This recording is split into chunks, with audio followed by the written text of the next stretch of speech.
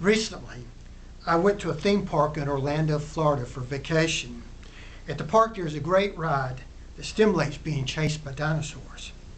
Although this attraction does not really jostle the riders a lot, its excitement is primarily generated from the frightening images of screaming dinosaurs jumping out at riders in the dark.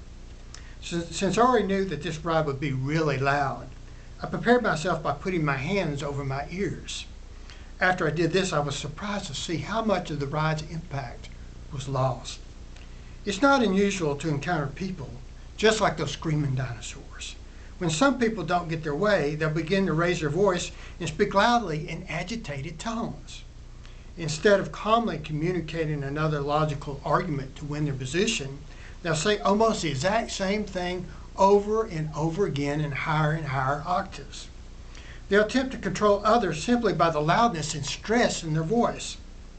At times like this, I'd like to escape, putting my hands over my ears just like I did that dinosaur ride. However, I don't do it to appear being rude. Here's something that works for me in those situations. When others get out of hand, I calmly paraphrase back to them what they said. Although I may not be agreeing with what they're saying, at least I'm communicating to them that I understand and I'm taking the time to listen.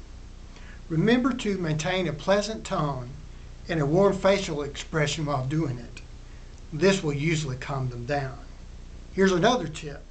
Did you realize that we have the amazing ability to read other people's thoughts without even thinking about it? Simply observing facial expressions does this.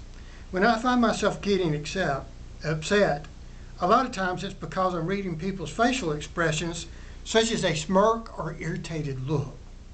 I'm not even aware I'm doing it. It's affecting me just like that angry dinosaur ride. When I realized that this is happening, I found that looking away and thinking about something else really helps. I'm no longer tempted to react. If you can read other people's thoughts through their facial expressions, remember they can also read your thoughts in the same way. I strongly recommend thinking only wholesome thoughts about others, because they are reading your facial expressions and taking your tones personally. You may be drawing conflict into your life like a magnet. You might be the scary dinosaur ride. You may be scaring off other people. Screaming images, scary noises, and imaginary conflicts may be fun for a 5 to 10 minute amusement park ride. However, if your life is out of control, it's no fun.